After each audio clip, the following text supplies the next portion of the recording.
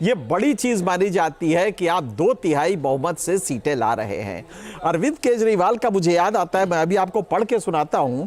जब उन्होंने इस्तीफा दिया तो कहा था, लांछन के साथ कुर्सी तो क्या सांस भी नहीं ले सकता हूं।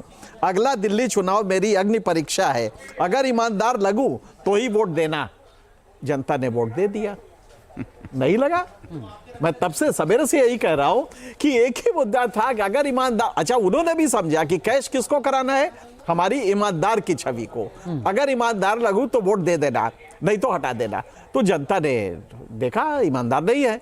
अब यहां पे एक बात जरूर आती है जिसको शायद हम मिस कर रहे हैं कि अगर आप दिल्ली को लेके कॉन्स्टिट्यूशन देखिए तो कॉन्स्टिट्यूशनल प्रोविजन इतने वाहियात हैं कि 61 सीटें और 67 सीटें लाने के बाद भी एक पार्टी का चीफ मिनिस्टर पत्ता भी नहीं हिला सकता अगर वो लेफ्टिनेंट गवर्नर ना चाहे। जैसे जैसे अरविंद केजरीवाल ने अपना हमला शुरू किया, वैसे वैसे बीजेपी के जो लेफ्टिनेंट गवर्नर हुआ करते थे उन्होंने सख्ती शुरू की और अरविंद केजरीवाल को काम बिल्कुल नहीं करने दिया गया सेकंड टर्म में, इसमें कोई दो राय नहीं है। लेफ्टिनेंट गवर्नर ने बिल्कुल पकड़ के बैठ गया, एक चपरासी का भी अपॉइंटमेंट नहीं कर पा रहे थे। तो ये कॉन्स्टिट्यूशन की प्रॉब्लम है, उसमें लेफ्टिनेंट गवर्नर की गलती नहीं है।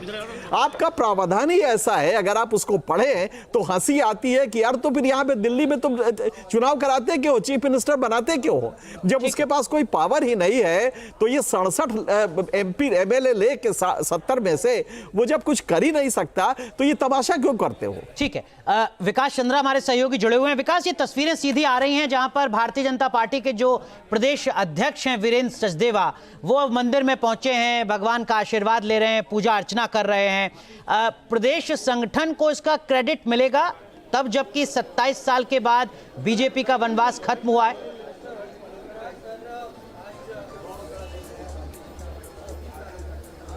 जी, निश्चित तौर पर प्रदेश संगठन को मिलेगा, प्रदेश के नेताओं को मिलेगा। और नेताजी लोगों को यहाँ ड्यूटी पर लगाया गया था, अलग अलग राज्यों से बुलाए गए थे कि अपने अपने राज्यों के लोगों के बीच में जाकर वो प्रचार करें, पार्टी को मजबूत करें और किसी तरीके से 27 साल का वनवास दूर हो।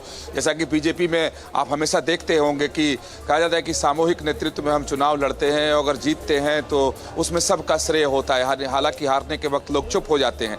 लेकिन इस समय जितने भी बीजेपी के नेता हैं, या तो वो सुबह मंदिर गए, उसके बाद सीधे पार्टी कार्यालय आ रहे हैं। जो लोग प्रत्याशी हैं वो अपने अपने केंद्रों पर जा रहे हैं और पार्टी कार्यालय में एक अलग तैयारी दिखाई दे रही है। और अब एक नई तैयारी दिख रही है कि अगर अच्छे मार्जिन से बीजेपी जीतती है तो फिर प्रधानमंत्री नरेंद्र मोदी आएंगे तो क्या वो स्टेट ऑफिस आएंगे या फिर से हर बार की तरह वो सेंट्रल ऑफिस जाएंगे। तो सेंट्रल ऑफिस में एक अलग तैयारी चल रही है, यानी बीजेपी में जबरदस्त उत्साह देखने को मिल रहा है। और अब बीजेपी के नेता दावा कर रहे हैं कि भाई विकास, एक चीज और आपसे समझना चाहूंगा, जान उनको मिल रहे थे। 2015 में भी विधानसभा चुनाव हुआ था, दिल्ली में बीजेपी की सरकार थी केंद्र में। 2020 में भी विधानसभा चुनाव हुआ, तब भी भारतीय जनता पार्टी थी केंद्र में।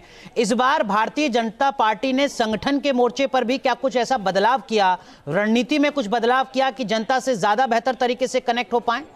क्या ऐसा हो पाया या आम आदमी पार्टी और अरविंद केजरीवाल पर भ्रष्टाचार के आरोपों के चलते ही वो जीत गए? जी, निश्चित।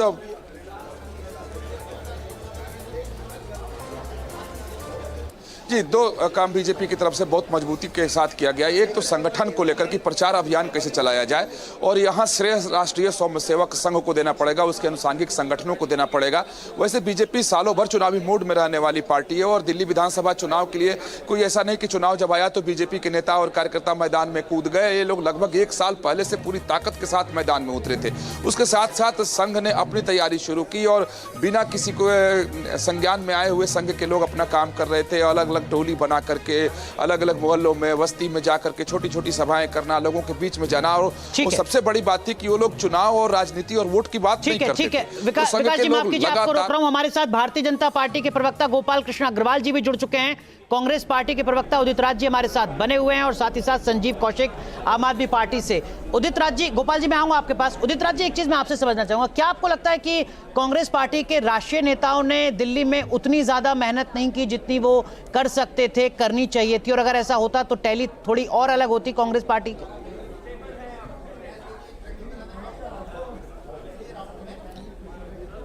मैं समझता हूं कि कांग्रेस पार्टी एक बार सत्ता के जाने के बाद वो ढंग से काम ही नहीं कर पाई। अगर ढंग से कांग्रेस पार्टी काम कर जाती तो आम आदमी पार्टी 2020 में ही रुक जाती। देखिए, हमारे नेता राहुल गांधी जी और खड़गे जी का सीधा क्लैरिटी है कि हम सामाजिक न्याय पर चुनाव लड़ेंगे। दिल्ली में सामाजिक न्याय पर हम चुनाव लड़े ही नहीं, फिर भी लास्ट में राहुल जी का जो प्रचार था कुछ मैंने अपने स्तर पर किया है, उसका प्रभाव है। सवाल इस बात का है कि फ्री बी का काउंटर एम्पावरमेंट ही हो सकता है। हम पेट पालने के लिए नहीं है, यानी ये जो गरीब गुरबा दलित ओबीसी है, क्या पेट पालने के लिए, वो भागीदारी और हिस्सेदारी के लिए है। ठीक है, भागीदारी हिस्सेदारी की बात को लेके चली होती पार्टी। हमारे आइडियोलॉजिकल कॉन्फ्लिक्ट्स है, वो आम आदमी पार्टी बहुत पहले विदाई इसकी हो गई होती। एक बात। दूसरी बात, जो आर्गुमेंट अभी कर रहे हैं कि एलजी काम नहीं करने देता, अरे तो एलजी काम नहीं करने देता तो राजनीति क्यों कर रहे हो? अरे भाई, इन्हीं परिस्थितियों में शीला दीक्षित जी भी तो काम करती थी। आप रोज झगड़ा करेंगे, आपका महत्वाकांक्षा तुरंत प्राइम मिनिस्टर बनने का है कि न्यूज में रहने का है, आप शांति से काम नहीं करेंगे। तो ठीक है, इसी व्यवस्था के अंदर डेवलपमेंट हुआ है। और कैसे कह रहे हैं कि आप करें कि फेडरल स्ट्रक्चर को बेहतर तरीके से संभाल नहीं पाई आम आदमी पार्टी। और दूसरी बात आपने कही कि कांग्रेस पार्टी में आइडियोलॉजिकल डिफरेंस है, वरना केवल इन मुद्दों से भागते थे। वो इस चुनाव को लुभाने की और वादों पे, झूठे वादों पे लाने की कोशिश कर रहे थे। दिल्ली की जनता ने दिल्ली के दर्द को समझा है और उस दर्द का जो निवारण है वो भारतीय जनता पार्टी कर सकती है। इस उम्मीद के साथ उन्होंने माननीय प्रधानमंत्री को वोट दिया। सीएम फेस कौन होगा? देखिए, हमारे लिए ये विषय गौण है। हम पहले भी कह चुके हैं, भारतीय जनता पार्टी का कार्यकर्ता मुख्यमंत्री बनेगा, केंद्रीय नेतृत्व तय करेगा इसको। इस बार आपको उम्मीद है कि इस बार आपकी सरकार बन जाएगी? बिल्कुल बने। ठीक है, वीरेंद्र सचदेवा को आप सुन रहे थे। गोपाल कृष्ण अग्रवाल जी हमारे साथ जुड़ चुके हैं, भारतीय जनता पार्टी के प्रवक्ता। गोपाल जी, टैली आपके पक्ष में है, 49 सीटों पर बीजेपी इस वक्त आगे। क्या कुछ बड़े फैक्टर्स आपको नजर आते हैं इस टैली के?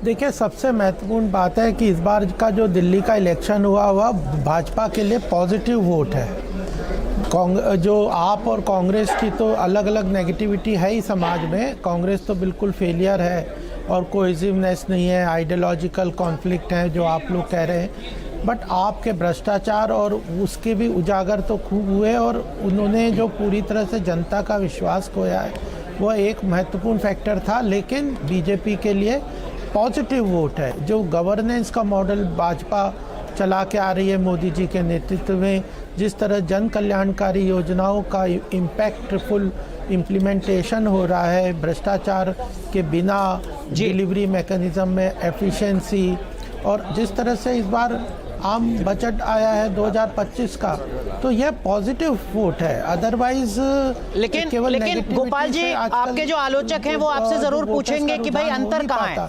भारतीय जनता पार्टी ने कहा दिल्ली विधानसभा चुनाव में कि जो आम आदमी पार्टी के एग्जिस्टिंग स्कीम्स हैं वो सारी जारी रहेंगी। 2100 को बढ़ाकर आपने 2500 कर दिया। और जहां तक करप्शन की बात है, आपके विरोधी कहते हैं कि आपके पास तो वॉशिंग मशीन है। तो आपकी पॉलिटिकल पार्टी कैसे अलग है दिल्ली में आम आदमी पार्टी से?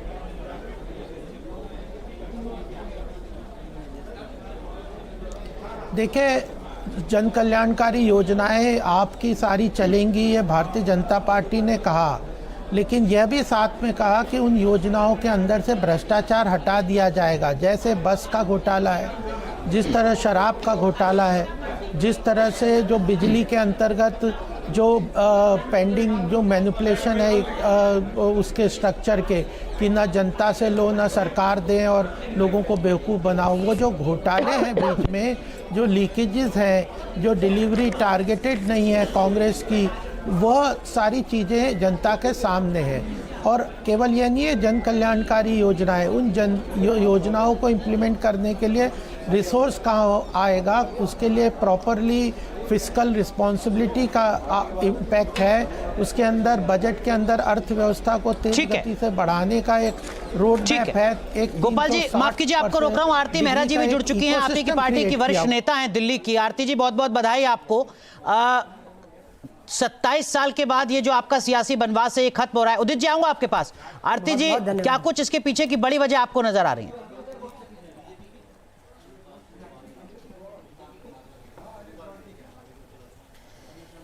इसकी बहुत बड़ी वजह है कि लोग पूरी तरह से केजरीवाल से निराश थे।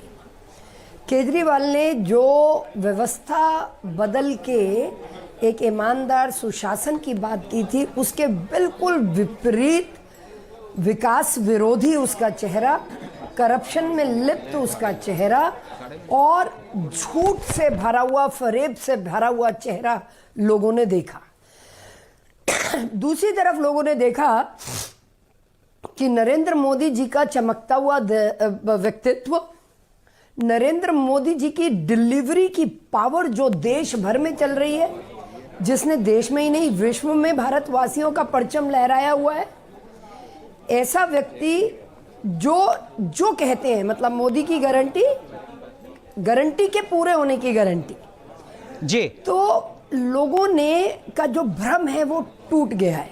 ठीक है। और नरेंद्र मोदी जी की पार्टी, उनका नेतृत्व, उनकी डबल इंजन की सरकार में तो कैसे अब दिल्ली को बदलेंगे? आरती जी, मैं आपसे समझूंगा, आप बनी रहिए हमारे साथ। संजीव सर, आपने लगभग 8 सवा 8 बजे के आसपास कहा था कि यार लगभग 10 बजे तक रुको, 9:30 से ज्यादा बज चुके हैं। आपको लगता है कि अब कोई चमत्कारिक ढंग से बदलाव हो पाएगा इस टैली में, और अगर नहीं तो इसका मतलब अब आने वाले वक्त में क्या? सर भाई, बदलाव होता है तो चमत्कार ही होगा अब। मतलब आपके प्रश्न का उत्तर दूं तो मुझे नहीं लगता कि अब कोई बहुत ज़्यादा गुंजाइश बची है, और जिस तरह की लीप बीजेपी ले चुकी है, और आप तो उससे आधे से भी नीचे चली गई है, 20-21 पे आप है, वो 50 के नज़दीक है, तो मतलब अब खेल करीब करीब निर्धारित हो गया है। तो जैसे मैं पिछली बार कह रहा था आपके उत्तर में कि आने वाला समय कष्टप्रद होगा, क्योंकि उनकी पूरी जो फलसफा है, पूरी जो राजनीति है, भाई अरविंद केजरीवाल के खिलाफ ये नतीजा है, आप पार्टी के खिलाफ नहीं है ना। आप पार्टी और अरविंद केजरीवाल एक ही चीज़ थी करीब करीब। खैर वो तुलना भी गलत है, इसलिए मैं नहीं करता, लेकिन तो ये नतीजा उनके खिलाफ है। आम आदमी पार्टी का अभी बहुत जल्दबाजी होगी ये कहना कि एग्जिस्टेंस ही आज खतरे में दिखाई दे रहा है भाई, क्योंकि एक व्यक्ति के चारों तरफ केंद्रित एक मूवमेंट, वो मूवमेंट की हवा निकलती हुई दिख रही है अगर ये इलेक्शन रिजल्ट आते हैं तो क्या, क्योंकि ये ट्रेडिशनल पॉलिटिशियंस नहीं है ना पारंपरिक पार्टी थी, तो क्या ये उस तरह सस्टेन कर पाएंगे? अभी तक जीत ही जीत का उन्होंने उफान देखा है, तो हार के बाद आप पार्टी किस तरह से परफॉर्म करती है, किस तरह से बिहेव करती है, अगर वो सस्टेन कर पाते हैं अच्छी बात है उनके लिए, लेकिन मुझे लगता है बिखराव का दौर आएगा आप पार्टी में। इसका असर पंजाब की राजनीति में पड़ेगा। वहाँ पे क्या होगा? कांग्रेस को लाभ है पंजाब में भी और दिल्ली में भी, दोनों जगह। दिल्ली में उमर अब्दुल्ला ने पोस्ट किया सर, वो कह रहे हैं और लड़ो आपस में, और लड़ो। वो जो एक ओटीटी सीरीज थी जिसमें था कि कर लो मीटिंग। बात है भाई, आप अपने कश्मीर में बैठे कुछ भी बोल सकते हैं, है ना, लेकिन और लड़ो आपस में तो कांग्रेस क्या नहीं करती, मरता क्या ना करता, निपटते ही रहे क्या? मतलब वो इसलिए है क्या? उस तरह से तो गांधी नहीं ना कि एक गाल फिर दूसरा गाल फिर तीसरा गाल चौथा पांचवा गाल कहां से लाओ आप थप्पड़ खाने के लिए? ठीक है, तो आप कितने निपटोगे रीजनल पार्टी से? ठीक है सर, आपको जाना भी है। बहुत बहुत शुक्रिया आप तक जुड़ने के लिए सर। आपका बहुत अच्छा लगा आपके साथ कार्यक्रम में बैठ। शुक्रिया सर, शुक्रिया। हमारे साथ उदित राज हैं, कांग्रेस पार्टी के नेता। उदित जी, उमर अब्दुल्ला ने कहा है कि और लड़ लो आपस में लड़ोगे तो यही होगा।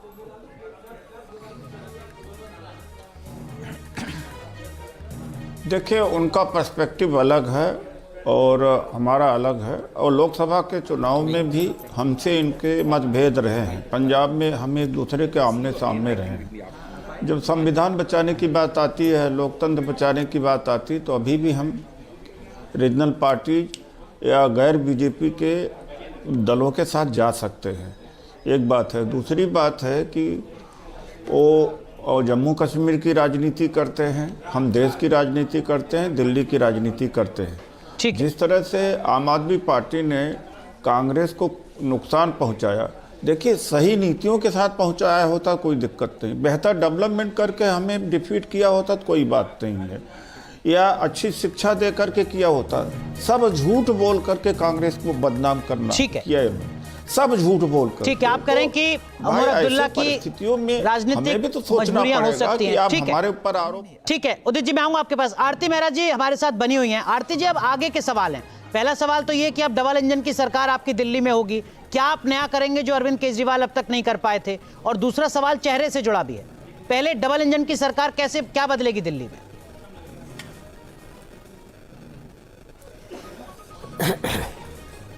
देखिए, पहले मैं आपका दूसरे सवाल का जवाब दे देती हूँ। जो चेहरा है भारतीय जनता पार्टी के हर जीतने वाला कमल का फूल, वो हमारा सीएम होगा।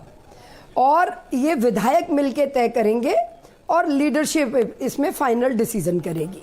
ठीक है। जहां तक आपका दूसरा प्रश्न है वो है डिलीवरेंस, कि हमने जो जो कुछ बोला है, जो कंटिन्यू करेंगे, प्रधानमंत्री का हर शब्द अक्षरशः पालन होगा उसका। तो जो जो हमने बोला है उसको हम पूरा करके दिखाएंगे। मतलब लगभग 3 साल में यमुना साफ हो जाएगी। हमारे अमित शाह जी ने बोला कि हम यमुना में डुबकी लगाएंगे और केजरीवाल जी को भी इनवाइट करेंगे, 3 साल में यमुना साफ करेंगे। तो भारतीय जनता पार्टी की डिलीवरी में हमने अपना जो जो मैनिफेस्टो बनाया, ठीक है, खास इंस्ट्रक्शन रहती हैं आदरणीय प्रधानमंत्री जी की कि उतना लिखो, उतना बोलो, उतना करो जो हम डिलीवरी कर सकें। ठीक है। हमारा 100% अपना सेंटर में मैनिफेस्टो के हिसाब से हमारी सर, मैं आप लोगों के डिलीवरी पास भी आऊंगा। गोपाल कृष्ण अग्रवाल जी हमारे साथ जुड़े हुए हैं भारतीय जनता पार्टी से। गोपाल जी, आप तो आर्थिक मामलों के जानकार भी हैं सर, बेहतर तरीके से चीजों को समझते हैं। ये जो फ्रीबीज अरविंद केजरीवाल ने दिल्ली में शुरू की थी, इसकी आलोचना बीजेपी ने भी की थी। रेवड़ी इनको कहा था रेवड़ी कल्चर खत्म होनी चाहिए। आप कह रहे हैं कि हम उसको कंटिन्यू रखेंगे और ज्यादा बढ़ा देंगे। आप एक आर्थिक जानकार के तौर पर कैसे देखते हैं इसको, गोपाल जी?